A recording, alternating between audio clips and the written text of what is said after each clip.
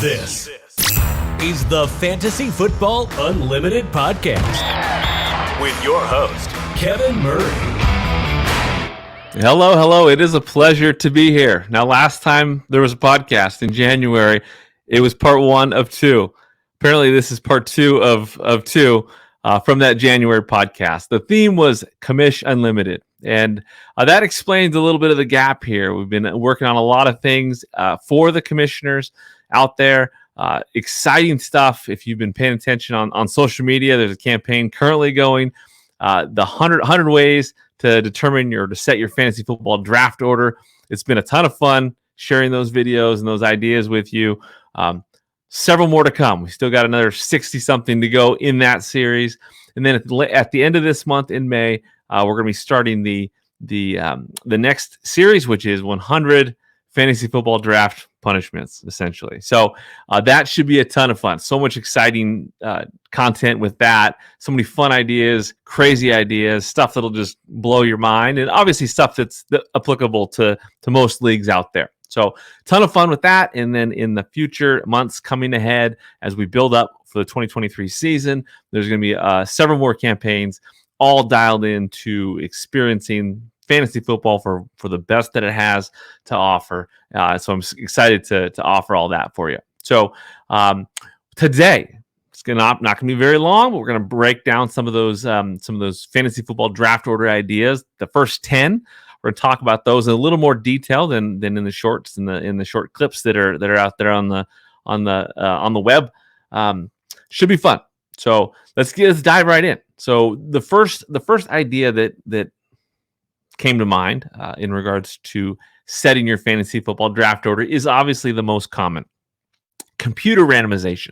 Most leagues, the majority of leagues out there, essentially just let the league host site randomize the order, an hour or 10 minutes or whatever before the draft. Now that's not fun. And so, but it had to be mentioned because it's definitely the most popular way. And it's also the benchmark of what we're trying to avoid. So these first couple ideas, computer randomization, going into reverse order of standings, are essentially the things that we're comparing everything else to. So every idea that is thrown out there is basically an idea that is better than these two options. So again, number one, computer randomization. Obviously, it's boring. It's simple. It's efficient. It gets the job done. But the problem with computer randomization is it doesn't do anything to spark excitement in your league. And so the whole point of everything we're trying to do with Fantasy Football Unlimited is to help celebrate the fantasy football experience and elevate the experience within leagues, just so everybody has more fun playing the game. I know how special fantasy football is. I know how it impacts lives and relationships, and it's just a great way to get together with your friends and families or family members or colleagues and have a great time together, but also connect. And so being boring, vanilla with something like this, when it's an easy opportunity to just spark some more interest in your league, is important to recognize. So computer randomization, try to avoid it. Do everything you can to avoid it. And so again, with 100 of these items, 100 of these ideas, there's going to be something out there that works for you. And that's what I want you to try to find. So some of these you might hate, some of these you might love, and many of these will actually probably inspire you to think creatively, and you can adapt these in whatever way that you see fit. So be creative. All these ideas are essentially, just small little blueprints that you can expand upon. So be creative, have fun with it, talk to your league mates, find out what works best for your league. So number 2, reverse order of standings. Again, not fun, doesn't do anything to add excitement to your league. What it does do is it rewards last place teams. It punishes successful teams. If you're into that, and your whole league likes that, I mean, there's other ways you can do that without just simply relying on the standings. I personally am not a big fan of punishing the success and rewarding the failure, because when you reward the failure, it can incentivize people to consider tanking or thinking about that draft spot as their season is on the brink, which could affect the way the game is played, which is not ideal. So reverse order of standings, even if you love the hey, let's punish the good teams and reward the teams that are struggling, there's better ways to do that. And we'll obviously touch upon those. The next one, playoff results. Now, this is a kind of a vague one. This is number 3 on the list. You can find it on the website, fantasyfootballunlimited.com. They're all there. But when I am breaking these down in these short clips or on podcasts like this, it just adds a little more detail around it. But playoff results essentially means when you get to those playoffs, figure out ways that you can determine draft order based on how the playoffs result works out. So the toilet bowl champion, that's a great example. When you have a consolation bracket, chances are people are dejected, not playing at the same level as those playoff teams. Where if you can put some incentivization into the consolation bracket, I think it's something that can work. That toilet bowl champion, likely a team that barely missed the playoffs and hit, peaked at the right time during the playoff weeks. Unfortunately, they missed the playoffs. But to reward them with the chance of selecting their draft order position, for the next season, if they win the toilet bowl, that's pretty fun. That's a good way to do it. You can also look at the runner-up position. Obviously they busted their way to get to the playoffs. They did well in the playoffs and they lost at the last stage. Maybe they can get, either if you don't want to reward the toilet bowl champion, let them, the second team, choose their draft order position. Or you can have both of them do that. Or you can come up with other ways. The key is to be creative. So playoff results basically is a step above reverse order of standings. You want to try to keep people competing all the way through the playoffs. And so if you can come up with some rules that determine the draft order within the playoffs, I think that's great. And number 4, something that I've used more than anything else, a bingo ball lottery. So much fun, easy to do, but it provides an event that invokes excitement in your league. So we simply use a toy bingo ball machine. You essentially draw numbers, assign, just like you would in a bingo lottery. The NFL is not similar to an NFL draft, but it's similar to like the NBA lottery, right? So cool way to do it. I love it. It's always worked out well for us. And we broadcast the event prior to the draft. It's always nice for league members to know their draft position in advance of the draft so they can prepare within that for the draft position that they have. So we like to host a small event prior to the draft where we do the lottery. Often those that can attend, and those watch online. And bingo balls are fun. It's a drawn out experience. It creates some excitement, some anticipation, fun way to do it. And I know people, Victor Rodriguez, a friend of mine, commissioner extraordinaire. He's sensational. A lot of people have done this where they actually create their own, full-on bingo ball vacuum machine, right? Where you get the big balls. I said big balls, and the tube, the vacuum. That's a fun way to do it. I've seen it happen. It's a lot of fun, and that's another thing you can broadcast on video and have a great time. So the next one on the list is an auction draft. Now this bypasses everything. So you don't need to set a draft order with the auction draft. If you aren't interested in coming up with some creative way to randomize your draft order or come up with some contest to randomize your draft order or set your draft order, the auction is for you. An auction draft is, by many people's beliefs, the best way to do fantasy football. It's the fairest in that everybody has a chance to get whatever players they want.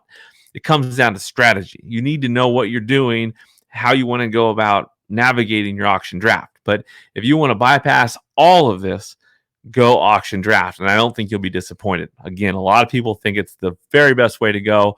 And you can go all out with your live draft party, bring in an auctioneer, or have a friend that pretends to be the auctioneer and handles it.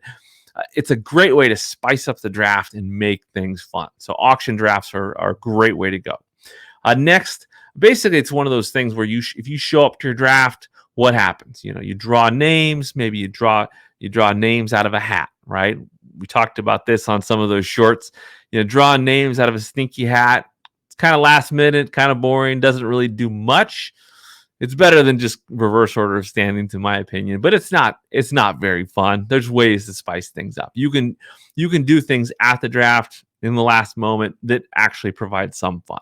So drawing cards, simply a little bit better than drawing names out of a hat. You basically line up playing cards, from ace to or from 2 to ace, and let people draw their cards, and that determines draft order. It's all right. You can also do something like rolling dice. A lot of different ways you can do this. You can have like a tournament where everybody's just rolling their dice once, and you advance, as you go, and then there's consolation bracket, losers bracket, and you just roll dice to determine draft order. That's fun. I mean, why not? And I'm sure there are some dice games out there that you could probably play that are different than what I just described that could be fun at the event. Anything at the event that draws some excitement, some anticipation, elevates the hype of what's going on, the hype of the moment is something that I think is good. So that's something you can do. Number 9, the order in which the dues are paid. Now, this is a different way to do it. It's not necessarily fun, but it's efficient, especially for the commissioner, if he's got a league where people have a hard time paying their dues. So if you want to avoid having a problem with delinquent dues or managers that just try to skate by and skip out, this is a reasonable way to do it. You actually can make it a fun event. Everybody knows the time they're supposed to send the money to you, or you can come up with some creative game with that. Whereas as soon as you hit that mark, as soon as the dues come in, that's when you get paid. You can have a running race where people, are 100 yards away and they run to you to give the dues. Or you can, again, just do like a, Venmo or PayPal where, at the right moment you hit send and whoever's dues come in first, that's the draft order. Or the order in which people choose their draft position. That's one thing I'd like to say is that with all of these things, there's really a couple of different ways you can do it. One, you can go 1 through 12, 12 through 1, assuming we have a 12-person league. Or when you have 1 through 12 or 12 through 1, you can basically give those people a chance to choose their draft position. So when I say 1 through 12, again, that could be the order 1 through 12, or that could be the order of when you select which draft position you want. Something everybody's league can choose differently. So, and number 10, 100-yard rush. Now this is a lot of fun. If you've seen it out there, it's great. I've done it before.